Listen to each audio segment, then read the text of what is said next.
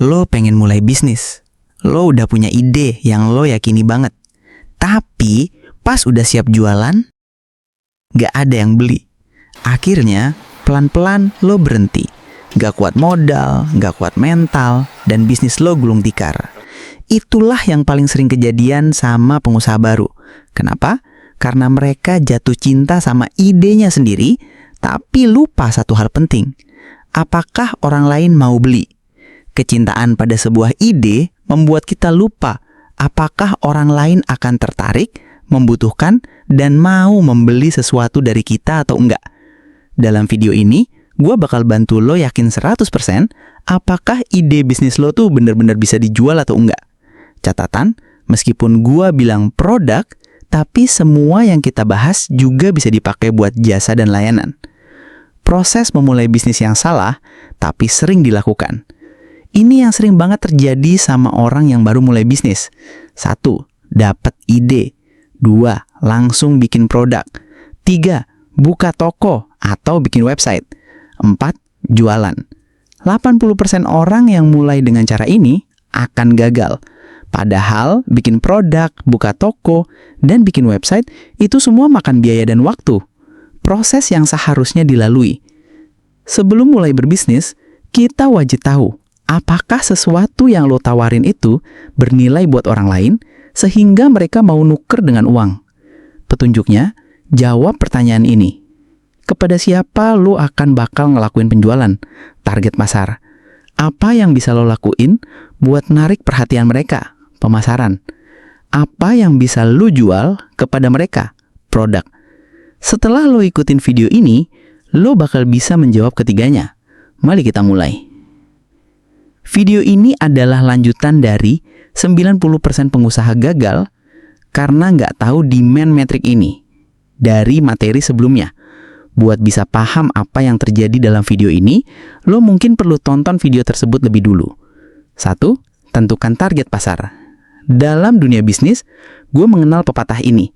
Kalau lo coba menjual ke semua orang, sama artinya dengan lo tidak menjual ke siapapun. Entah mengapa pengusaha baru tidak percaya dengan pepatah itu. Katanya, mereka ingin dapat banyak pembeli sekaligus. Jadi target pasar mereka adalah semua orang. Sekilas masuk akal. Padahal, akhirnya justru pemasarannya jadi tidak efektif dan bisnisnya gagal. Inilah cara menentukan target pasar. Langkah 1.1. Brainstorm, gali ide dari pemikiran sendiri. Daripada penjelasan, akan jauh lebih mudah dimengerti kalau lo berikan contoh langsung. Misalnya lo ingin menjual pelatihan tentang nurunin berat badan. Ada beberapa target pasarnya. Ibu rumah tangga, remaja atau mahasiswa, orang yang kerja kantoran. Sebagian besar orang merasa itu aja udah cukup. Karena sepertinya emang itu udah semua target pasar dari orang yang pengen nurunin berat badan. Tapi itu masih terlalu luas. Mari kita gali lebih dalam lagi. Wanita 25-35 tahun, kerja kantoran, tinggal di kota besar, suka ngemil pas stres. Ibu muda baru melahirkan, pengen langsing lagi tanpa ribet. Mahasiswi semester akhir, pengen tampil pede di wisuda. Cowok IT atau kerja remote, perut buncit, gak punya waktu olahraga. Remaja SMA, pengen kurus tapi tetap bisa jajan enak. Masuk akal kan? Orang-orang itu pastinya pengen lebih percaya diri, karena mereka bakal dapetin manfaat tertentu kalau mereka percaya diri. Jadi, cara terbaik buat brainstorm adalah berpikir manfaat apa yang akan mereka peroleh. Dari situ, kita bisa gali kebiasaan mereka. Suka scroll TikTok malam-malam. Suka cari video diet tapi nggak mau ribet. Suka challenge lucu, video singkat, atau tips cepat. Ini penting banget supaya kita tahu harus jualan atau bikin pelatihan seperti apa. 2. Temukan apa permasalahan terbesar mereka. Sekarang karena lu udah punya beberapa target pasar, selanjutnya temukan apa sih masalah-masalah utama buat setiap orang dalam masing-masing target pasar kita tadi. Gua akan lanjut menggunakan contoh tadi untuk memberikan penjelasan. Berat naik gara-gara kerja WFA. Perut buncit pasca melahirkan. Berat naik pas skripsian. Duduk terus, ngemil terus, dibully karena gemuk. Perhatikan contoh di atas. Itu masalah nyata yang mereka alami setiap hari. Contoh-contoh tersebut adalah kata yang benar-benar digunakan oleh orang dalam setiap target pasar kita tadi. permasalahan yang merusak hidup mereka. Jadi, dalam menemukan masalah, pastikan permasalahan tersebut memang benar-benar nyata dan terjadi. Jangan ciptakan sendiri kasus yang tidak pernah ada. Lo bakal terdengar palsu. 3. Berikan solusi praktis. Praktis, hati-hati jangan salah mengartikan kata ini. Artinya bukan mudah, simpel, atau instan. Solusi praktis artinya solusi yang langsung bisa mereka praktekkan untuk memberikan manfaat. Bukan hanya sesuatu yang bisa dibaca, ditonton, atau didengarkan. Sesuatu yang bisa langsung dikerjakan. Itulah model bisnis online terbaik. Ketika lo udah buat produk, layanan, jasa yang bisa menyelesaikan permasalahan terbesar dari target pasar lo, maka lo udah buat bisnis yang menguntungkan.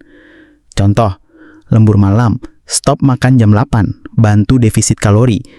Ibu menyusui, pola makan 3 kali plus 2 snack sehat. Mahasiswa, stop boba, penyebab tersembunyi berat naik. Cowok IT, push up 5 menit sebelum mandi. Remaja, olahraga 15 menit pakai dance cardio seru. Inilah yang sudah Anda pelajari di sini. Jadi, sebelum lo buang uang buat bikin produk, iklan, dan website, tujuan utama kita emang untuk nemuin model bisnis yang menguntungkan dengan cara buat produk yang diinginkan. Tapi secara nggak langsung, lo juga tahu ini. Kepada siapa lo menjual produk lo? Kemana menjualnya? Apa yang lo jual? Membangun bisnis yang anti rugi. Tugas lo, sebelum lanjut ke bab berikutnya, pastiin lo udah ngelakuin ini. 1. Temukan minimal 5 target pasar potensial. 2. Temukan 3 masalah utama untuk tiap target pasar. 3. Catat solusi-solusi praktis yang bisa lo kasih ke mereka. Sekarang, lo udah tahu bayangan buat bentuk bisnis lo sama targetnya. Di video selanjutnya, gue akan bahas bagaimana menarik perhatian mereka. Karena bisnis yang kuat selalu dimulai dari logika yang tepat. Sampai jumpa di video berikutnya. Salam dari Bisnis Logi.